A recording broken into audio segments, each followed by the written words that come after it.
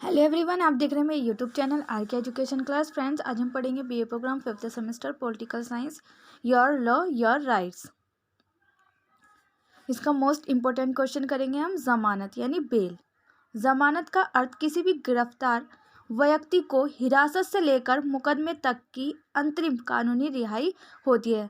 जमानत का मतलब क्या होता है? एक व्यक्ति को गिरफ्तार कर लिया जाता है, अरेस्ट कर लिया जाता है, उसे हिरासत में लेकर, और उसका जब तक कि उसको मुकदमे तक नहीं लेके जाया जाता तब तक उसके बीच के जो टाइम होता है, अगर उसमें इसको रिहाई करा देती थी तो उसको ही हम क्या कहते हैं? जमानत कहते हैं। अभियुक्त की रिहाई सशर्त होती है और जमानत उन सुरक्षा या जमानत बांड के आधार पर मिलती है जो अभियुक्त व्यक्ति हिरासत से रिहा होने के लिए अदालत के अंतिम निर्णय से पहले जमा कराता है। और जमानत जो है उस शर्त पर की जाती है कि जिस व्यक्ति की जमानत हो रही है उसके खिलाफ जो मुकदमा है उसमें वह अंतिम निर्णय से पहले अगर जमानत ले लेता है तो उसको बेल मिल जाती है। जमानत का उद्देश्य यह सुनिश्चित करना है कि अभियुक्त मुकदमे के लिए अदालत में समय से पहले हाजिर होगा, और जमानत करने से पहले उसे ये सुनिश्चित कर लिया जाता है कि वो व्यक्ति जो है जिसको अरेस्ट किया गया था वो जब उसका अदालत में उसका मुकदमा लड़ा जाएगा तो वो उससे पहले ही वो वहाँ पहुँच जाएगा, टाइम के अकॉर्डिंग ही वो वहाँ पहुँच जाएगा, उसमें देरी नहीं करेगा।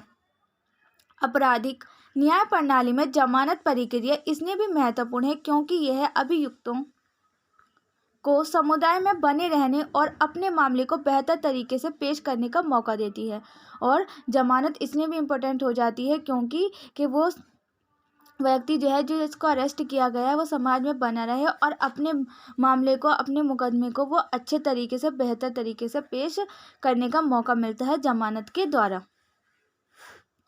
अभियुक्तों को मित्रों व कानूनी विशेषज्ञों से सलाह लेने, गवाहों को तलाशने और अपने मामले का बचाव करने की स्वतंत्रता भी मिलती है। और अभियुक्त को मित्रों से मिलने, वे कानूनी विशेषज्ञों से सलाह लेने और गवाहों की तलाश करने और अपने मामले को बचाव करने की स्वतंत्रता भी मिलती है कि वो अपने मित्रों से भी मिलकर, अपने विशेषज्ञों से मिलकर एडवाइस दे सकता है, अपने गवाहों का तलाश कर सकता है, उसके लिए भी उसको स्वतंत्रता मिलती है। साथ ही वह नौकरी भी जारी रख सकता है, और साथ ही जब तक उसके पास केस, पूरा मुकदमा दर्ज वो नहीं हो जाता कि इसने गुनाह किया है, तब तक वह अपनी नौकरी भी कर सकता है। हम पहले ही जमानती अपराध और गैर जमानती अपराध के संबंध में जमानत के प्रावधानों के बारे में चर्चा कर चुके हैं। जमानती अपराध में मामले में जमानत मिलना किसी व्यक्ति का अधिकार है और पुलिस के लिए यह अनिवार्य है। जमानती अपराध के मामले में किसी व्यक्ति को उसका अधिकार है कि उसको जमानत मिले, और पुलिस के लिए भी ये अनिवार्य है कि वह जमानती अपराध के व्यक्ति को प्रत्याभूति के साथ या प्रत्याभूति के बिना जमानत देना अनिवार्य है। जबकि गैर जमानती अपराध में जमानत अदालत का विवेकाधिकार है जो अपराध की प्रकृति और तथ्यों के आधार पर निर्णय लेगी। जमानती अपराध वो अपराध होते हैं जिनमें जमानत, अपराध के दौरान जमानत दी जा सकती है, पर गैर जमानती अपराध में जमानत नहीं दी जाती है।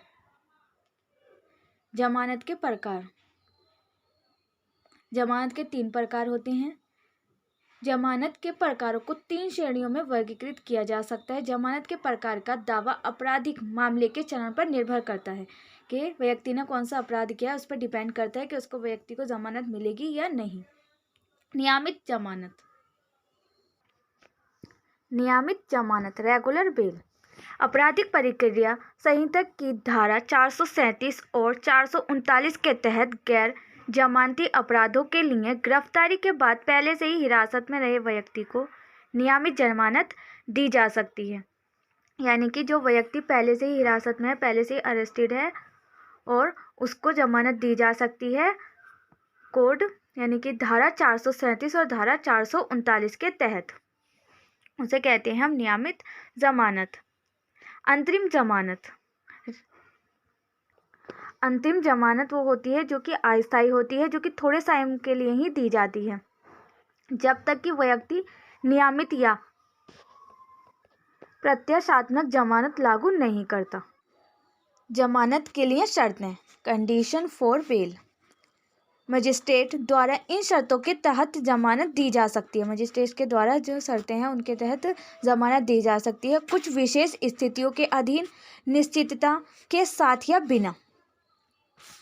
विशेष शर्तों के साथ जमानत के मामले में यह आमतौर पर एक शर्त है जिनका अभियुक्त को हिरासत से बाहर रहने के लिए अनुपालन करना चाहिए। ये स्थितियां यह हो सकती हैं कि अभियुक्त व्यक्ति को निर्देशित समय पर पुलिस स्टेशन को रिपोर्ट करना होगा, यह सुनिश्चित करना के लिए कि वह व्यक्ति उपलब्ध रहता है और परीक्षण समाप्त होने से पहले फरार नहीं होगा। वह अपना पासपोर्ट आदि सरेंडर कर सकता है। जमानत की स्थिति का अनुपालन करना महत्वपूर्ण है क्योंकि ऐसे करने से विफलता व्यक्ति को गिरफ्तार करवा सकती है। जमानत की कुछ शर्तें होती हैं जिसके तहत व्यक्ति को जमानत दी जाती है अभियुक्त को, और यह जमानत की शर्तें इसलिए होती हैं कि जो व्यक्ति जो अभियुक्त है वो हिरासत से बाहर रहने के लिए उनका अनुपालन करता है, उसे करना ही चाहिए। और ये स्थितियां हो सकती हैं कि अभिव्यक्ति को ये निर्देश दिया जाता है कि वो पुलिस स्टेशन में जाकर रिपोर्ट करे कि मैं कहीं बाहर नहीं गया हूँ, मैं फरार नहीं हुआ हूँ, अपना परीक्षण समाप्त होने से पहले वे फरार नहीं होगा, वह अपना पासपोर्ट आदि सरेंडर करा सकता है। और ज़मानत की स्थिति का अनुपालन करना महत्वपूर्ण होता है। ज़मानत की जो स्थिति दी गई है उसका पालन करना भी बहुत ज़्यादा महत्वपूर्ण होता है क्योंकि ऐसा करने में विफलता, अगर वो ऐसा नहीं करता है व्यक्ति तो उसको गिरफ्तार किया जा सकता है, उसको अगेन अरेस्ट किया जा सकता है अगर वो अपनी शर्तों को पूरा नहीं करता है। तो ज़मानत की विशेष शर्तें में यह भी उचित होना चाहिए कि यदि व्यक्ति ऐसा महसूस करता है कि वे अनुचित है तो वह सुनिश्चित शर्तों को अदालत में चुनौती दे सकता है। अगर उस व्यक्ति को लगता है कि ये जो शर्त मुझे दी गई है वो अनुचित है, वो ठीक नहीं है, तो वह अदालत में उसको चुनौती दे सकता है और व्यक्ति उन्हें अस्वीकार भी कर सकता है और वह उसे जो उसको शर्त दी गई है उसको वह अनएक्सेप्ट भी कर सकता है, वह इसको एक्सेप्ट भी नहीं कर सकता है, मना कर सकता है एक्सेप्ट करने से। लेकिन ऐसी हालत में अभियुक्त तब तक हिरासत से मुक्त नहीं होगा जब तक कि अभियुक्त या तो विशेष शर्त को पूरा नहीं करता या फिर अपने पक्ष में फैसला आने के लिए अगली अपील में शर्त को चुनौती देता है। और जब तक वह व्यक्ति हिरासत से बाहर नहीं हो सकता जब तक कि वो जो उन्हें शर्त को पूरा नहीं करता, जो उसे शर्त दी गई है या जो उन्हें शर्त दी गई है उसकी अपील दी है, जब तक वो अगली अपील की शर्त को पूरा नहीं कर देता जब तक उस व्यक्ति को हिरासत से बाहर नहीं किया जा सकता या फिर अपने पक्ष के मामले में आने में अगली अपील की शर्त को चुनौती देता है। जमानत बॉन्ड के आधार पर भी दी जा सकती है, यहाँ तक कि व्यक्तिगत बॉन्ड भी जमानत का आधार हो सकता है।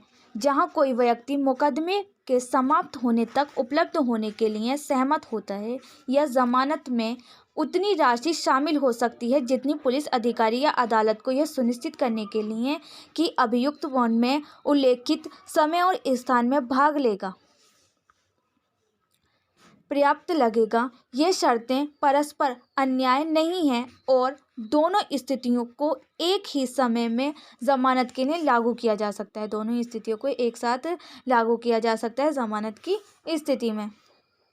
इसके अलावा अगर मजिस्ट्रेट द्वारा जमानत की अर्जी खारिज कर दी जाती है तो आरोपी व्यक्ति पदानुक्रम में अगली अदालत में अपील कर सकता है। अगर मजिस्ट्रेट के द्वारा उसकी अर्जी जो है जमानत की अर्जी दी है अगर उसको खारिज कर दिया जाता है तो वो व्यक्ति जो है वो अगली अदालत में उसकी अपील कर सकता है। ऐसे मामलों में आरोपी जमानत के लिए अगले आवेदन में जमानत देने में पुलिस या अदालत द्वारा उठाए गए आपत्तियों को शामिल कर सकता है। यदि फिर से जमानत खारिज हो जाती है तो व्यक्ति उसी के लिए अगली अदालत में अपील की कोशिश कर सकता है। अगर ज़मानत उसको नहीं दी जाती है तो वो दूसरी बार अपील कर सकता है। अगर उसको फिर भी ज़मानत नहीं मिली है तो वह फिर अगली बार उसकी अपील की कोशिश कर सकता है।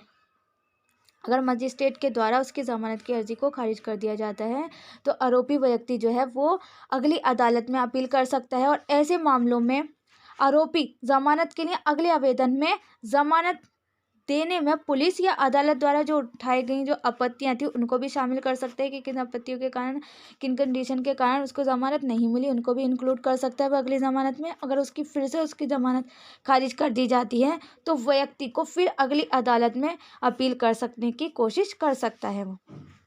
जमानत रद्द करना। भारत में जमानत रद्द करने संबंधी कानून के बारे में चर्चा CRPC की धारा 439 सब क्लॉज 2 में निहित है। यह प्रदान करता है कि अभियुक्तों की जमानत रद्द की जा सकती है और एक उच्च न्यायालय अथवा स्तर न्यायालय अपनी विवेकधीन शक्ति का उपयोग कर जमानत रद्द कर सकती है और ऐसा होने पर पहले जमानत पर रिहा किए गए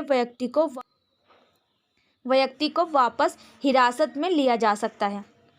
भारत में जमानत रद्द करने संबंधी कानून के बारे में चर्चा CRPC की धारा 439 सब क्लॉज 2 में निहित है, उसमें बताई गई है और यह प्रदान करता है, इसमें यह बताया गया है कि व्यक्ति को, जो भी व्यक्ति है उसको उसकी जमानत रद्द की जा सकती है और ये उच्च न्यायालय द्वारा यानी सुप्रीम कोर्ट और हाई कोर्ट के द्वारा की जा सकती है।